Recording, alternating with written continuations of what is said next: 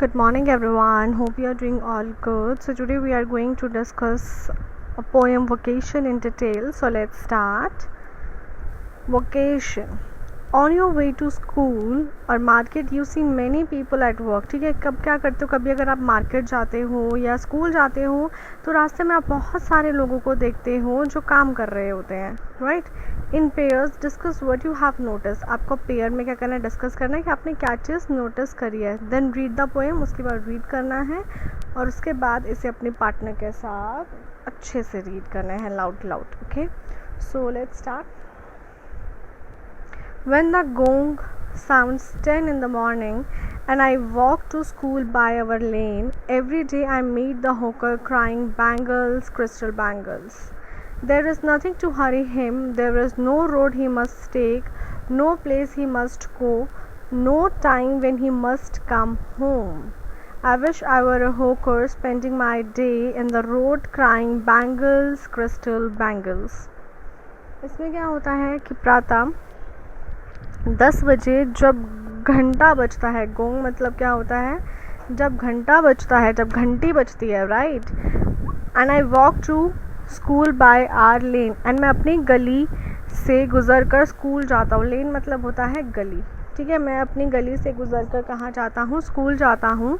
Every day I meet the hawker crying. ठीक है, तो हर दिन मैं एक फेरी वाले को देखता हूँ. ठीक है, और वो क्या चिल्लाता हुआ जाता है, वो ऊँची आवाज़ में चिल्लाता रहता है, चूड़ियाँ, कांच की चूड़ियाँ. ठीक है. There is nothing to hurry him.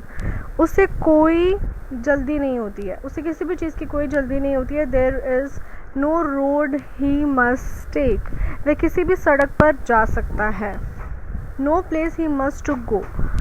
उसे किसी निश्चित स्थान पर नहीं पहुंचना है. उसके घर लौटने का समय भी कोई निश्चित नहीं है. मतलब उसके लिए ऐसे कोई डेफिनेट प्लेस नहीं, मतलब ऐसा डेफिनेट टाइम नहीं है कि भाई तुम 8 बजे तुम्हें निकलना ही निकलना है घर से, चाहे कुछ भी हो जाए, और शाम के 8 बजे तुम्हें घर पहुंचना ही पहुंचना है. ऐसा कुछ नहीं है. वो जब चाहे, जब मर्जी चाहे, जहाँ पे भी निकल सकता है. कोई भी रास्ते में वो निकल सकता है, कोई भी रास्ता वो पकड़ सकता है.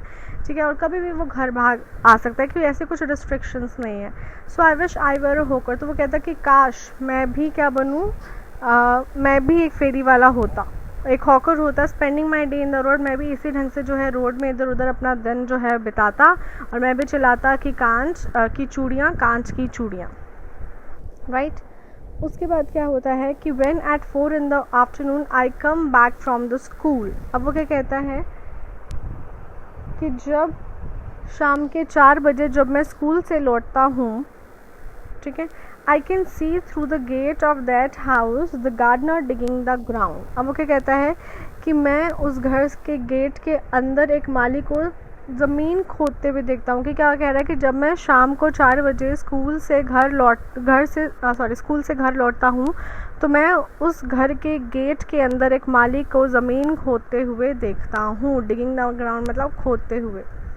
He does what he likes with his spade. वो करता है जो उसको अच्छा लगता है करना स्पेड के साथ, जिसको हम क्या कहते हैं, फावड़ा. ठीक है. He soils his clothes with dust. वो क्या कर लेता है, वो अपने जो है कपड़े भी मिट्टी से गंदे कर लेता है. Nobody takes him to task. ठीक है, अपने वो जब मर्जी जो चाहे करना चाहे वो कर लेता है. If he gets baked in the sun or gets wet. मतलब इसमें क्या बोला, यदि वह धूप में तप जाता है अथवा वर्षा में भीग जाता है तो उसे कोई डांटने वाला नहीं होता. चाहे वो पसीने की हालत में लथपथ हो या बारिश आ रही है वो गीला हो गया. आपको पता है जब आप ऐसी हरकतें करते हैं तो आपको तो कितनी पेरेंट्स से डांट पड़ती है, पर बच्चा कहता है कि भाई उसे तो कोई डांटने वाला भी नहीं होता. तो I wish I were a gardener digging away at the garden with nobody to stop me from digging. वो कहता है कि काश मैं भी एक गार्डनर होता तो मैं भी ऐसे ही ज़मीन को खोदता और मुझे कोई भी जो है रोकने वाला नहीं होता. राइट. ये सेकेंड पैराग्राफ का मतलब था. अब हम थर्ड में आते हैं. Just as it gets dark in the evening and my mother sends me to bed. अब क्या कह रहा है वो बच्चा, जैसे ही शाम को अंधेरा होने लगता है मेरी माँ मुझे बिस्तर पर जाने को कहती है. I can see through my open window the watchman walking up and down. अब वो क्या कहता है कि मैं अपनी विंडो से, जो मेरे कमरे की विंडो है, मैं उसमें से क्या देखता हूँ, एक वॉचमैन को देखता हूँ, चौकीदार को, जो क्या कर रहा होता है, वो इधर उधर जो है वो घूम रहा होता है. The lane is dark. Lane मैंने आपको बताया था गली, बिल्कुल अंधेरा होता है, बिल्कुल सुनसान सी जगह होती है। And the street lamp stands like a giant with one red eye in its head.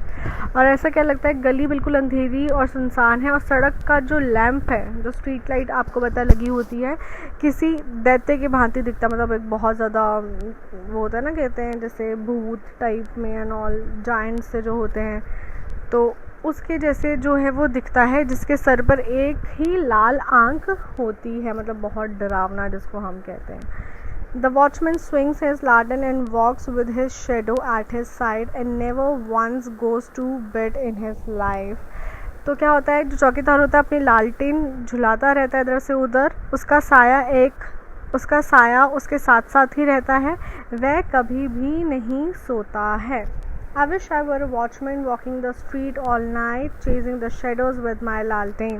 वो कहता है कि काश मैं भी एक चौकीदार पहरेदार होता, सड़क पर सारी रात घूमता, अपने साथ क्या लेके घूमता, साथ में मैं अपनी लालटेन भी लेके घूमता, और वो जो उससे जो मेरी शैडो बनती वो भी मेरा सारा टाइम क्या करती रहती, पीछा करती रहती।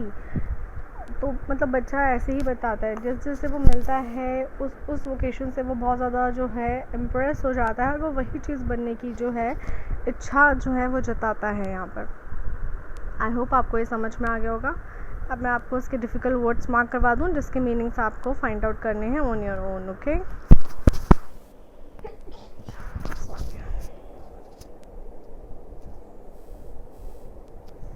Gong, crystal lane,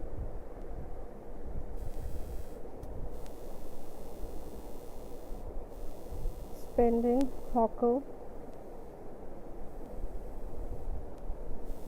gardener, digging, spade, baked,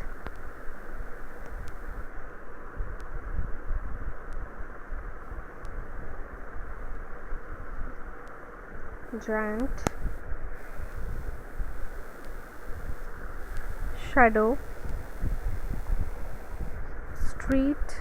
that's it. Okay, so आपको उसके मीनिंग फाइंड आउट करके अपनी कॉपी में करने हैं। So till then, good bye and take care.